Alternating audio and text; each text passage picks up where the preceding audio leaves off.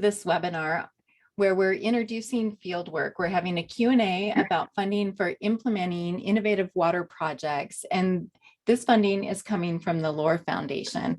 We're really excited to have two people from the foundation, Bill Jaeger and Daniel Read, on today, and to be co-sponsoring this event. I'm Colette DePhelps. I'm an area educator with University of Idaho Extension, focusing on community food systems and small farms. And I lead the Cultivating Success Sustainable Small Farms Education Program in Idaho. So just a little bit about Cultivating Success, if you're not familiar with it. Cultivating Success was actually established back in 2000 by University of Idaho Extension, Washington State University Extension, and Rural Roots. We have two versions of the program, one offered in Washington and the other in Idaho. We really encourage you to visit our website at cultivatingsuccess.org, where we have a lot of resources available. Some of us might be a little rusty in our webinar tips in terms of thinking about how to create as much bandwidth as we can. So just a few tips to review. If you close all of the other programs that are running on your computer, you can dedicate your bandwidth to the webinar, which might help with your sound and transitions.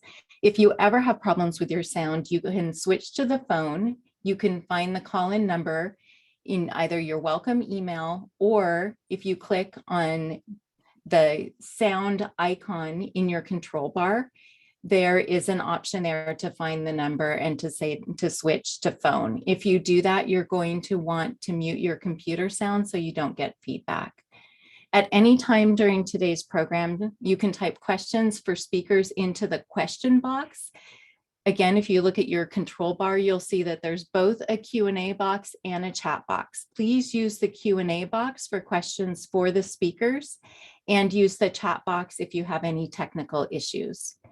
We are recording this webinar, and the webinar and a handout of the slides will be available on the Cultivating Success website under the Recorded Webinars tab. So with that, I'm going to stop sharing my screen. And Daniel and Bill, I'm going to hand the program over to you. Thank you for being here today and sharing this program with all of our farmers in Idaho. Colette, thank you so much. We're so excited to be able to share this opportunity with all of you on the call, and just wanted to begin with a deep appreciation for Colette and Mackenzie and Cultivating Success, who've just been so generous with their time, providing us feedback on some of our thinking in the early days of the design of this project, and opening up their networks to make sure that producers in Idaho and beyond are aware of the opportunity. So thank you so much. My name's Bill Jaeger. I'm the Strategic Initiatives Officer at the LOR Foundation. And I'll hand it to my colleague, Daniel Read, in just a second to introduce himself and talk a little bit about the project. Daniel and I have prepared about 15-20 minutes of content for presentation that is designed to achieve a few things. Specifically, we want to create awareness and understanding of what this initiative is about and what we're trying to achieve. We want to make sure that all of you understand the goals of the program, the eligibility requirements, both as an applicant and the types of projects that you might consider proposing, and of course the logistics of how to apply and how to get in touch with us. We'll come back to this at the end. Daniel and I will be sharing our contact information, including emails, cell phone numbers, a way to schedule time with us. We truly want to be resources to you and help make sure that we are supporting you as you consider proposing ideas for this project. So with that, I'm going to pass to Daniel, and he's going to share with us a little bit more about the initiative. Great. I'm going to jump right into it. And once again, my name is Daniel Read. I'm the research analyst with the group, and together with Bill Jaeger, we are managing the applications for fieldwork. Let's talk a little bit about what fieldwork is. It is a funding stream for farmers and ranchers across the rural Mountain West. We'll talk a little bit about what that means. But it is an opportunity to get funding for up to $10,000 for innovative water solutions. We'll also talk about what innovation means in just a minute. The hope is that this real-world research will reveal solutions into what can be used throughout the West to grow food in the face of unprecedented drought. There's a couple of learning goals in the reason, and we want to explain a little bit about the reasons for why the foundation structured this particular funding opportunity the way that we did. The first is our foundation has a real interest in getting funding to individuals as quickly as possible. That's something that we're really thinking about as we created the application. How can we make this as streamlined as possible so that your complex, innovative water solutions can be translated into an application very quickly? And we'll show you how we did that in just a minute. The other part of the goal of this funding stream is that we want to learn about the innovative solutions that farmers and ranchers are thinking up on their field, on their land, on their property. What works for them? And if it works for you on your property, could it work for someone else? Could it work for another farmer or rancher in Idaho? Maybe someone in Montana. Maybe someone in Wyoming is thinking about a similar thing, having a similar challenge, and they would love to learn about what you're doing, what success you're having with an innovative water solution. We'd like to elevate those voices and those solutions with this funding stream. Let's really quickly dig into the key details about what fieldwork is. First of all, the money side of it. It's up to $10,000 for innovative water solutions. This isn't a grant or a loan. This is a funding opportunity. The up to $10,000 is not repayable. This is essentially funds that you can use to purchase equipment or professional services to help you implement this innovative water solution.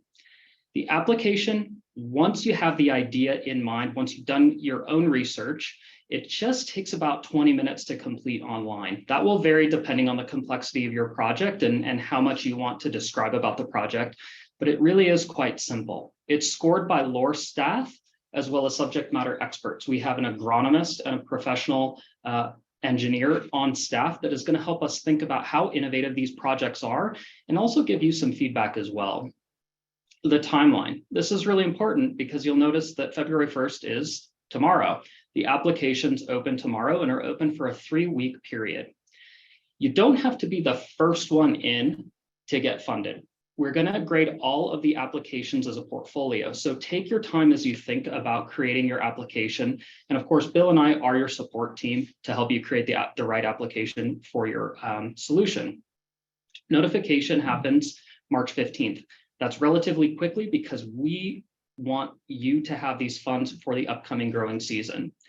And projects need to be implemented in the 2023 year. We're really hoping that this is a short period of implementation.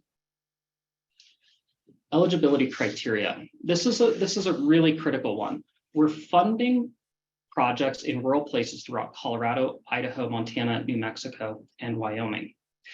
Rural means a lot of different things to a lot of different people. So we want to stick on this for just a quick second.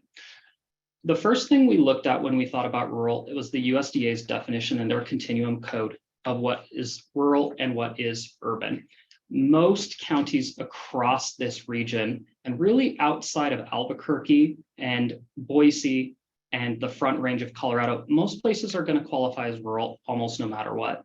However, we also know that there's a rural-urban interface. Sometimes that looks suburban, like it does where I grew up in Arvada in the western part of Denver. Sometimes it looks like an interface on the edge of a very large city, and other times it means being in the center of a small town. And those are all forms of rural. If you have questions about what rural means for you, if you're in perhaps a small farm scenario on the edge of a place in Boise, for example, there are a number of farms, as many of you know, in the Coeur d'Alene area. Those places are generally considered rural. And we'll talk a little bit about specifically your property if you want to dig in on that further. The purpose. Projects must be related to how water is used on farms. But the way that we're thinking about this is quite broad. The hydrologic cycle is something that we're really kind of thinking about as a broad issue for farmers and ranchers. So while your project might be related to soil, sometimes, and some projects are going to be related to crop type or animal type, we're really just asking you, how is this tying back to the use of water on your farm? Outcome areas are inclusive of many kinds of projects. We're not looking for one kind of project. In fact, we're looking for innovative outside the box solutions. So we don't really have a fixed idea of what the outcome areas are or what the project areas are. We'll let you decide that in the application. The legal side of things. Applicants, and this is really important, applicants need the legal authority to make the proposed changes on their land. We know that can get a little bit tricky if you're a conservation district or you might be a farm manager, but, and Bill and I will work with you on getting the right application forward. But in general, we're really trying to contract with the landowner themselves. Finally, this is important. Psychoactive marijuana businesses are ineligible. If you're one of these businesses, or if this is a core part of your farming operation, I would strongly consider that you should not apply. But if you do have questions, Bill and I can follow up with you. I want to pause here really quickly. These are the outcome areas and project types that we were referring to earlier. The outcome areas are quite broad. We're not just looking at conservation metrics. We're looking at other things such as diversification of crop and animal type. Of course, yield comes into play. Water quality is something we've heard a lot about with some of our other Idaho and Montana applicants. And then labor efficiency. That's a really important one that we heard from other farmers and ranchers when Bill and I were putting the application together, that labor efficiency is a major part of how water plays a role in a farm business. On the other side of the screen, you see potential project types. We want to be clear, these are ideas that we've seen come through, but this is not the list of ideas we're accepting exclusively. Water diversion and storage are popular ideas that we've seen come through, but other ideas like remote power generation for our extremely rural ranches in Wyoming, that's something that's really interesting for us and innovative in that context. Land management strategies, again, a very broad term, and we're interested to see what comes through from Idaho applicants. Finally, a few other key details that's important for you to keep in mind. We have two major budget categories and budget items. It's equipment and material cost, which are eligible for funding, absolutely. That can be seed, that can be materials, that can be equipment, mechanical equipment as well, and many other types of material items. We have a second category, which is professional services. These can be things like earth moving and physical change to your property that requires a professional service. They can also be assessment, engineering, or other kind of design or planning services. Those are absolutely in play. However, no more than 50% of your total budget can be used for planning, assessment, or engineering services. The reason for that, as you might imagine, is that we want to see changes happening on the ground. So please consider that as you're putting your application together. And finally, on the reporting side, we're making this quite easy for applicants, but there's going to be 2 points where we're going to come back to you and ask you to complete an implementation report. That's proof that something has happened on the ground as you described it in your application. And then at the end of the year, around December 1st, we're going to ask you to complete a learning report. How successful was your project? Would you recommend it to a neighbor? What were your success factors? What went wrong? What were things that were challenges? What would you have done differently? That's what we'll be asking in the learning report. Now, as we've said throughout this brief presentation, innovation is a major part of what we're looking for. We're not just looking for standard operating principles to be funded. We're looking for innovation in water solutions. So let's take a look at what innovation might look like in a fieldwork application. First thing is we worked with individuals like Colette and Mackenzie and other individuals like them throughout the Mountain West to think about what innovation might look like on a farm and to a farmer or rancher. And these are the 4 categories: experimenting or prototyping a technology, repurposing a practice or technology, scaling or expanding a practice, and introducing a practice or technology to your area. Let's briefly look at each one of them. The first one, experimenting or prototyping a technology. As you can imagine, this is one that might take some technological or scientific expertise to lift off the ground, but not necessarily. Projects should expand what we know about how water is used on farms and ranches in the West. They can be experimental or they can be prototypes. So in the application, we'll be asking, what's the status? What's the experimental status of this technology or practice that you're describing? Have you prototyped it? Have you done any testing with it? And why is it different than something else that's on the market? That's really what we're interested in with this particular category.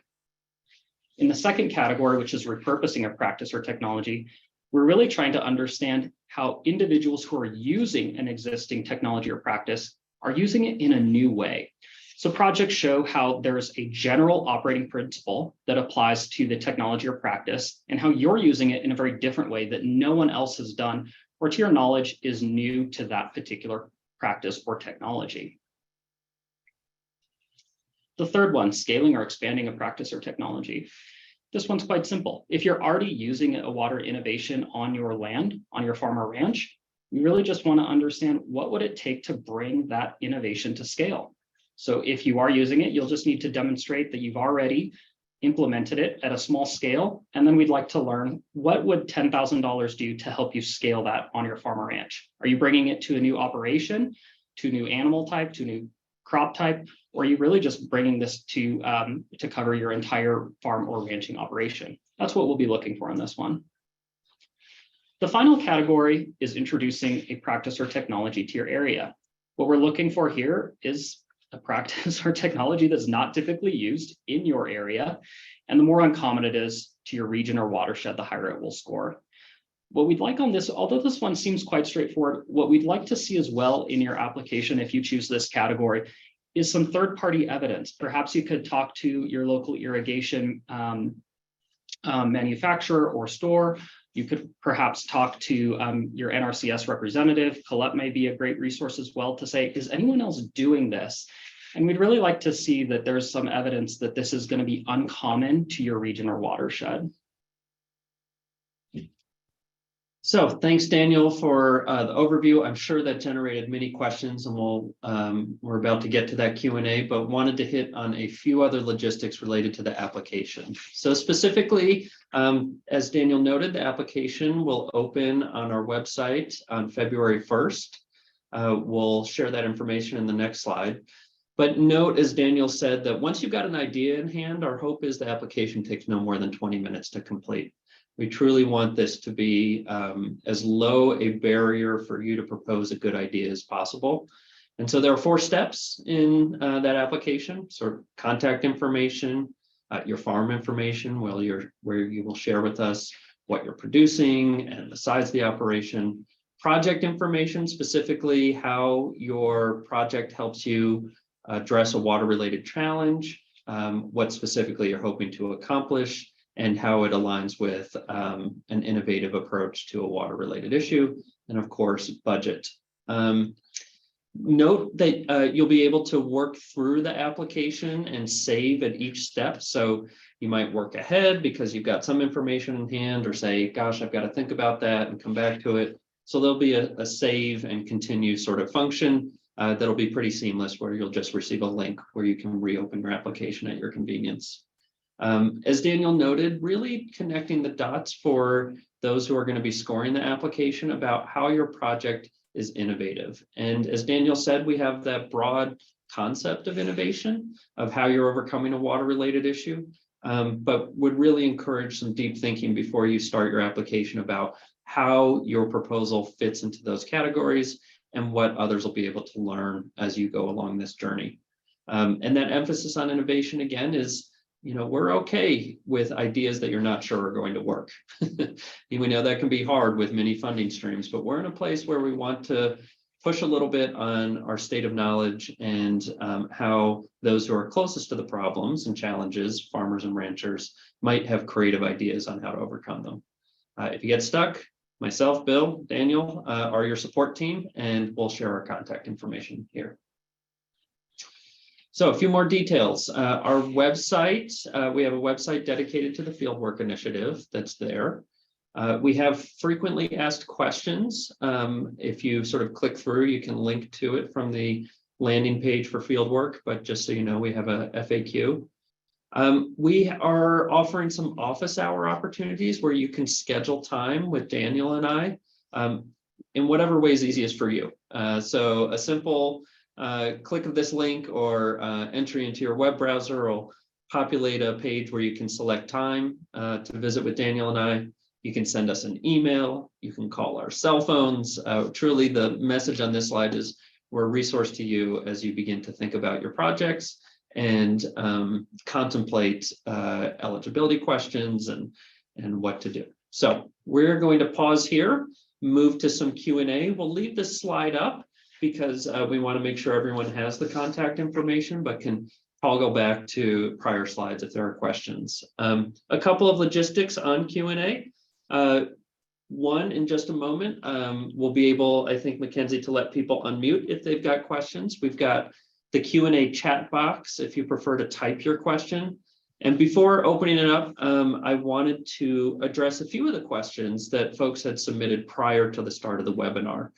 In your registrations, you had an opportunity to be able to offer a question. So we wanted to hit on those directly if the slides didn't sort of fully capture it. So Daniel, I'm going to pose these to you as we kind of move through. But one example is, can the project be used to increase things like the soil sponge via a soil biology improvement project? Would that be an eligible project? Yeah, the short answer is yes. We're looking for projects that have anything to do with improving the hydrologic cycle on your farm or ranch. We know that soil is going to be an important part of that, and we've talked to many soil conservationists, regenerative scientists who are interested in this, and the answer is a resounding yes. So a couple of questions were specific to am I eligible? And so I think Daniel's slide did a good job of sort of pointing to we've got a pretty wide gate on eligibility and a real strong interest, a specific interest in supporting individual farmers and ranchers. But if you have questions, additional questions about eligibility, or want to talk through your particular set of circumstances, happy to address individual questions. Does this program, Daniel, assess the secondary benefits to wildlife, for example? That is a great question, and one that I haven't really thought too much about. We haven't certainly got any questions about that so far. If that individual is on the call today, I would love to hear a little bit more about what you're thinking.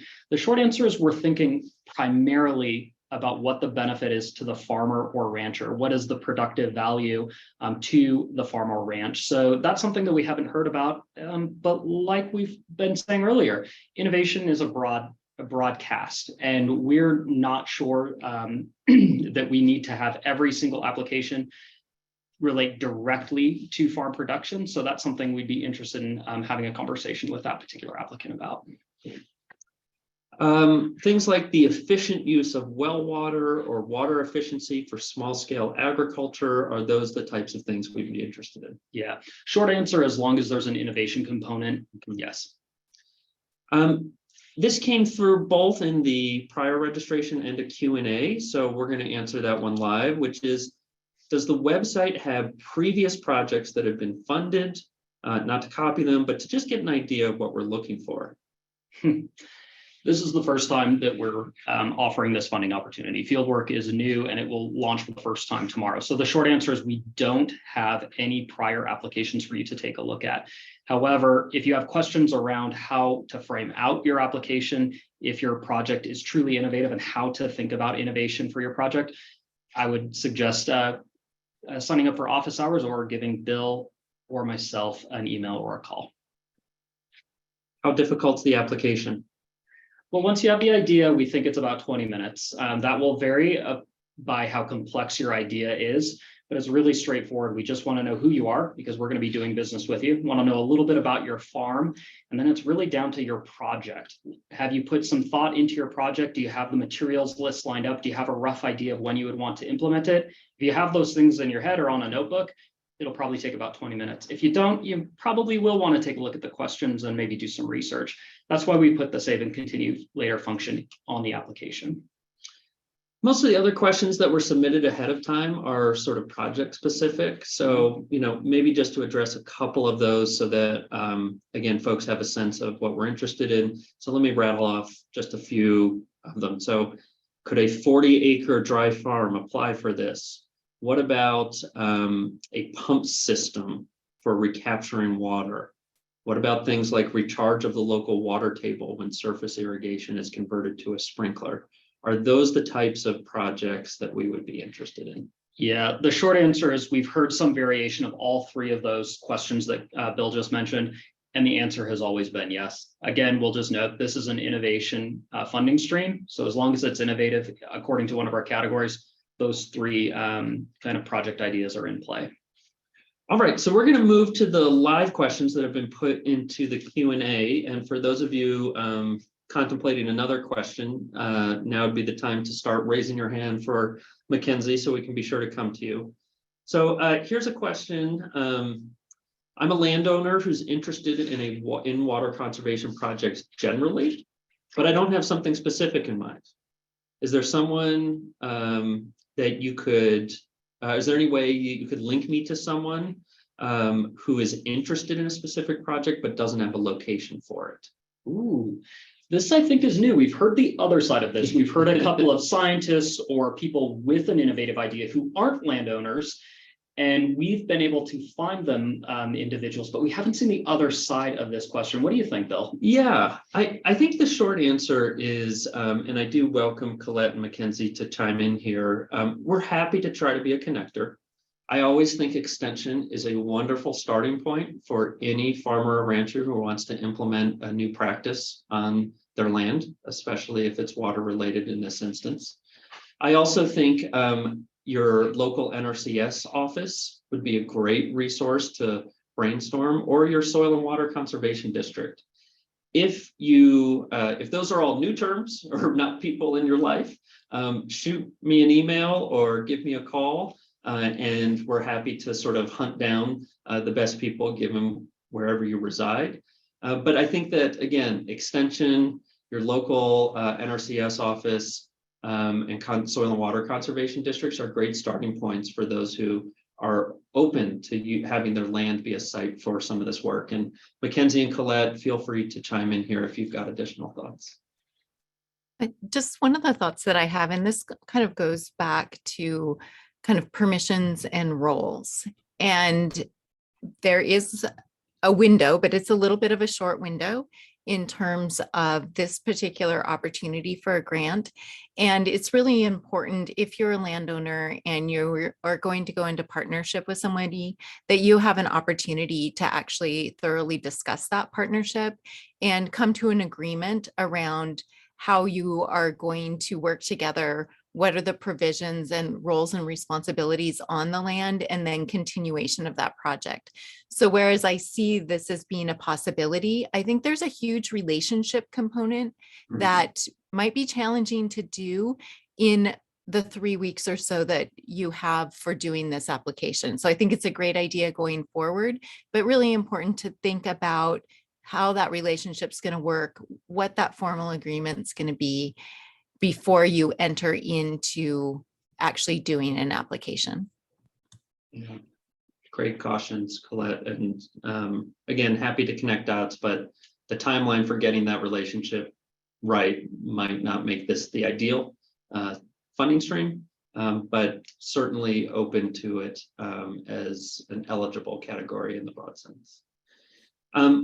The other side of the coin came through. So Daniel, we've gotten this one in various forms. Must the applicant be the landowner, or would a not-for-profit consultant or service provider receive funding if they partner with a landowner? Well, this is certainly something that we've thought a lot about. Do you mind if I punt it to you Sure. to describe? Yeah. So in short, for a variety of reasons, some of which Colette highlighted, it works best for us if the applicant and the person that we contract with is the landowner themselves. If that landowner or producer, an eligible producer, has the authority to make the decisions for the land. If that producer in their proposal partners with a consultant, partners with a service provider, and that's sort of the in the budgeting, the contracted services, or the person actually implementing it, that is absolutely allowable. And we fully expect that many farmers and ranchers will need to rely on labor, professional services, others to help implement the project. So the short answer is it works best if the farmer or rancher themselves is the applicant and the service provider or consultant is just noted as a contractor or professional services. But we're flexible and open. Hopefully that's the theme from today, is we want to make it work for you. So in an instance where for whatever reason, it makes more sense for the consultant or service provider to be the applicant, we would want a conversation with you. We would want to understand the particular circumstances about why the landowner, the farmer, or the rancher themselves couldn't apply. And in a world of complexities, there might be very good reasons for that. And we would still want to find a way, particularly for these innovative projects, that consultant or service provider could be the applicant. In that set of circumstances, we do always require a certification and ultimately at a contracting stage, an attestation that you have the authority to make the decision. And therefore, we would require some evidence that the landowner has signed off on the project. So the short answer, first preference is always for the farmer and rancher to apply themselves and to note the consultant or service provider as a contractor. If for whatever reason that doesn't work, let's talk and we'll try to work with you to figure out a structure should we understand it better. Okay.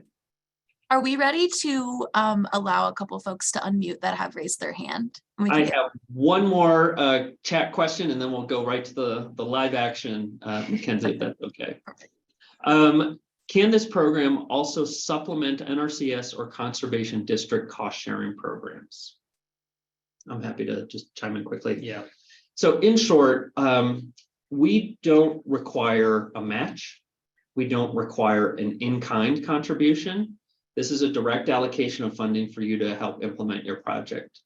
Similarly, we don't expect our dollars and you don't get additional sort of points in the rubric if you're demonstrating that you're leveraging our investment to get more. We're truly most interested in what impact can our modest investment have in helping you overcome a challenge. That's not to preclude it.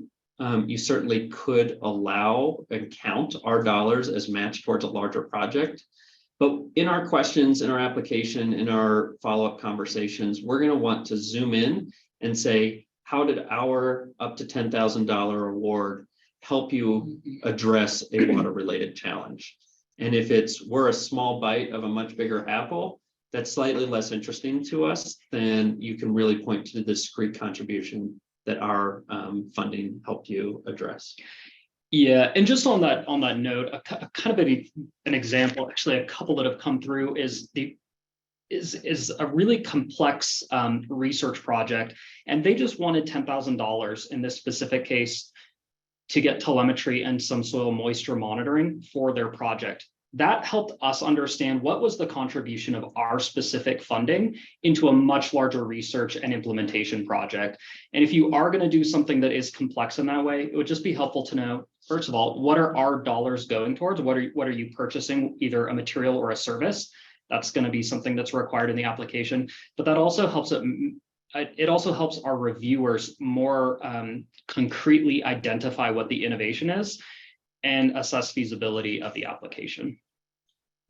Mackenzie, we're going to hand it to you to moderate what live questions are out there. Okay, Lisa G, I saw your hand raised first, so I am going to unmute you or allow you to talk and then you can unmute yourself.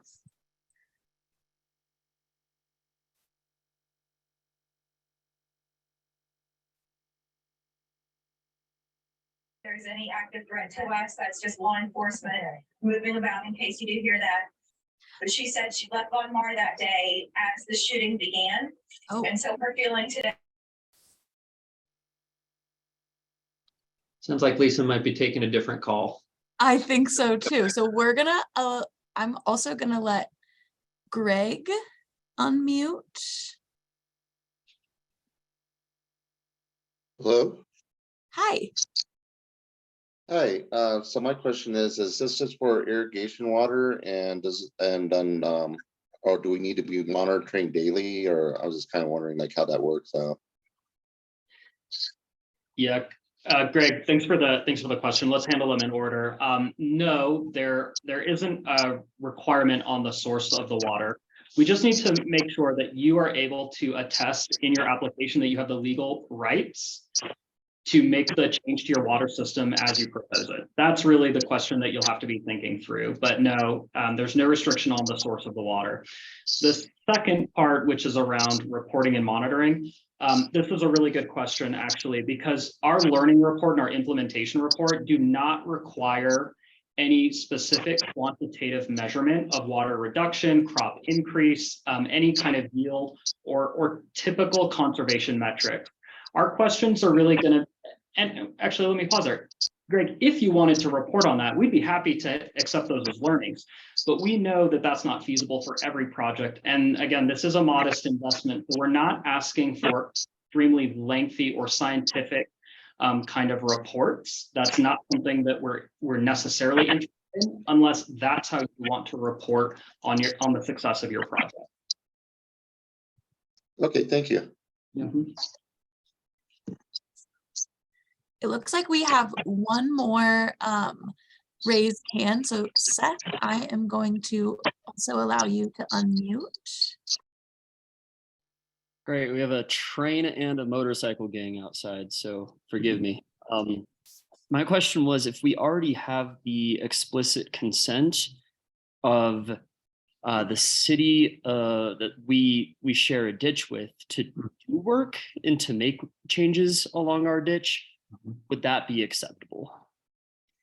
Yes, in short, we wouldn't require some new documentation. If you have an agreement, a contract, a letter, a signed email, something that makes clear that you have the authority to make the changes that you're proposing that's already standing and is in full effect. We're not interested in asking you to go chase down new documentation. Great, thanks. Mackenzie, we had a couple other questions come through the Q&A. So if no one else has their hand raised, maybe I'll go to those. We do have one Oh, more if we want to take okay. that one. Edward, I am going to allow you to unmute. Hi, this is Julie and Edward. Hello. Just a quick question. One of the difficulties we have here is securing contractors, especially in the current season. There's a lot of demand, a lot of building going on. Mm. Sometimes when we try to hire them, they might say, "Us, can't get to you this year. We have to get to you next year." So how does that work out if, say, we aren't able to secure the resources to do the work in the current year? Yeah, great question. It's complex, and Julie and Edward, this is something that's certainly on our mind. The short answer is that here's my suggestion, and here's my response to your answer or question as well. I would, to the best of your abilities, once you've put the application forward, and once certainly after the contract is signed, I would really try to get that contract in place with your vendor as soon as possible, and try to get your timelines down as absolutely soon as possible. However, we do recognize that there may be scenarios where the contractor, for the reasons you described, won't be able to hit their own target. And that gets a little bit complicated, right? Because then if you have a contract with them, they would be in breach of contract, which is something that you should be aware of. And on the other side of things, if you do need to push out the timeline, we do have some flexibility. But if it came down to the fact that you weren't able to implement this in the 23 calendar year, I think that would be a point where it would be problematic for the funding from us, for sure.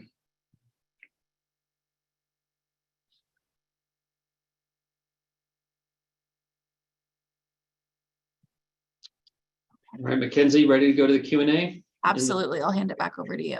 Okay, so a project-specific one, Daniel, and then a more general one.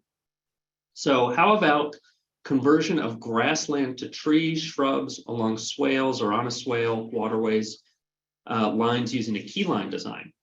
The swales, waterways are installed. It would be for the installation of trees and shrubs along the layout and design, technical assistance included.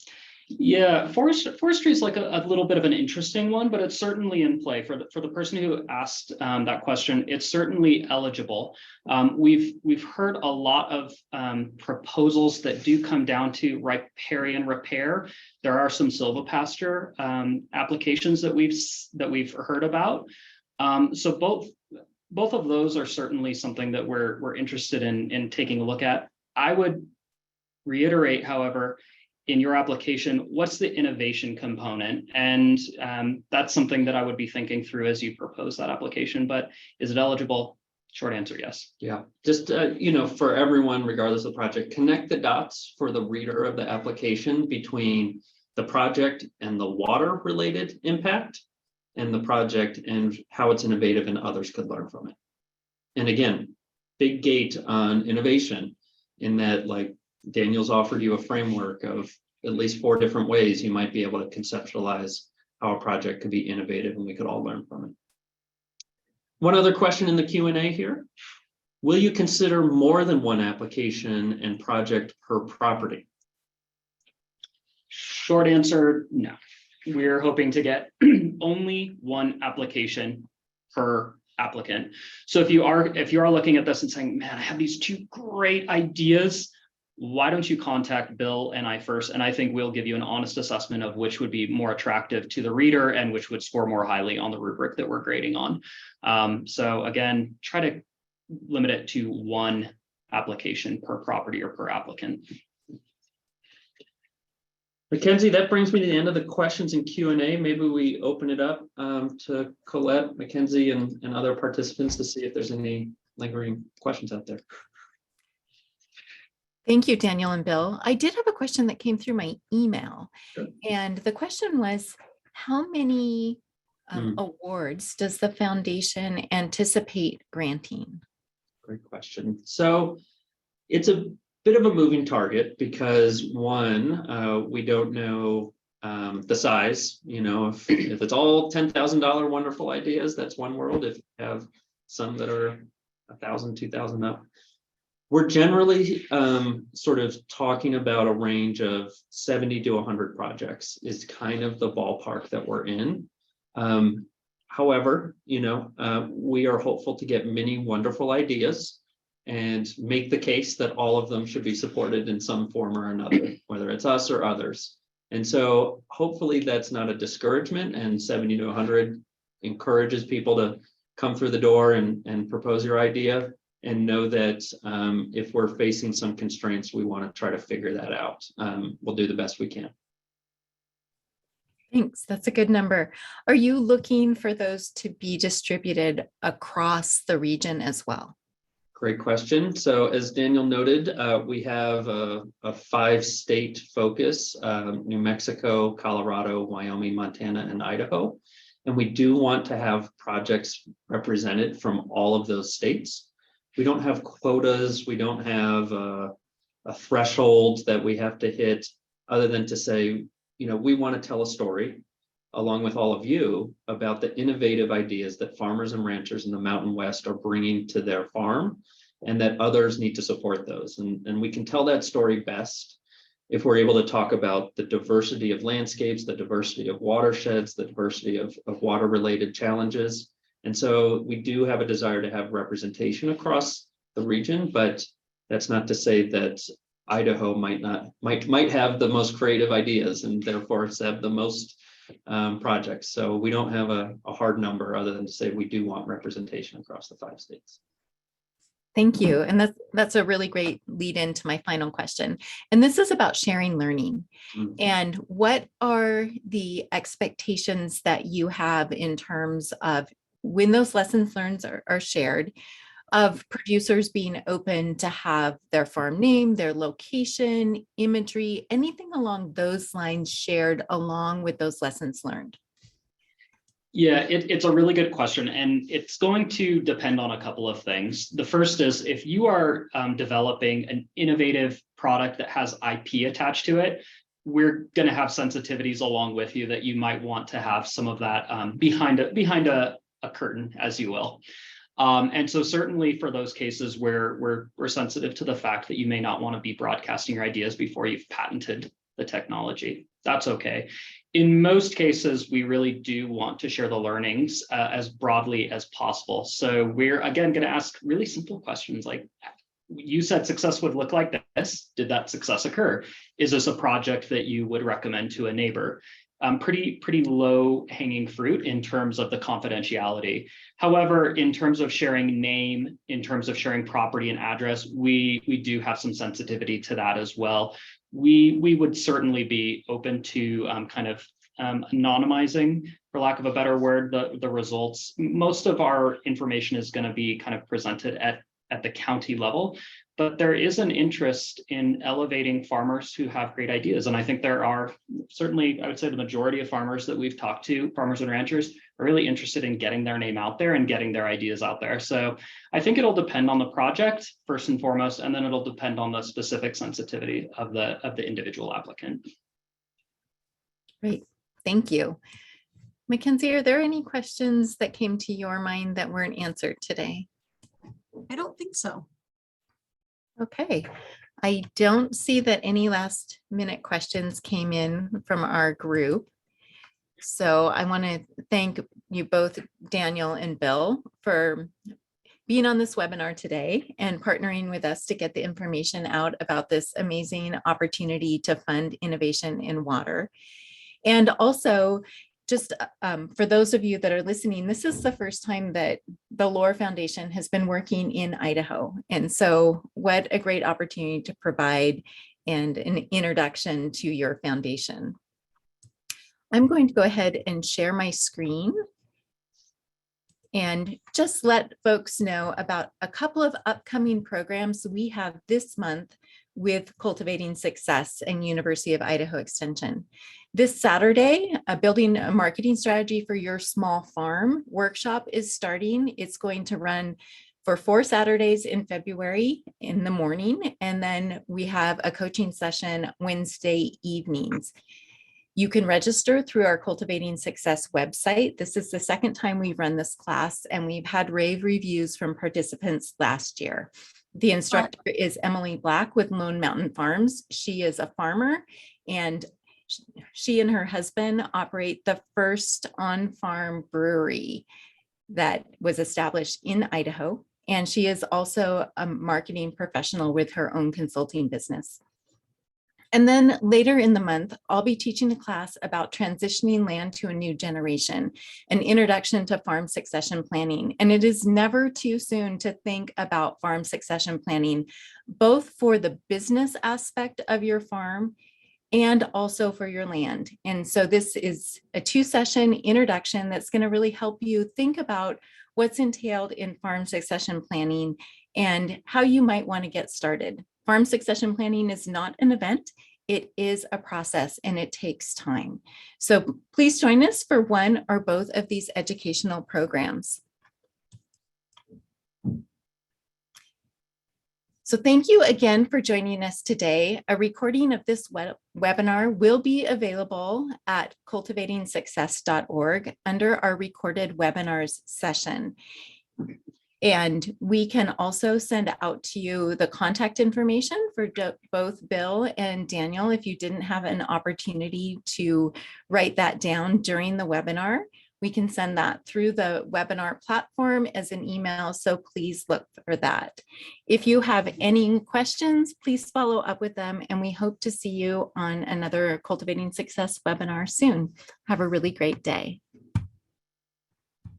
Thank you, everyone. Thanks all.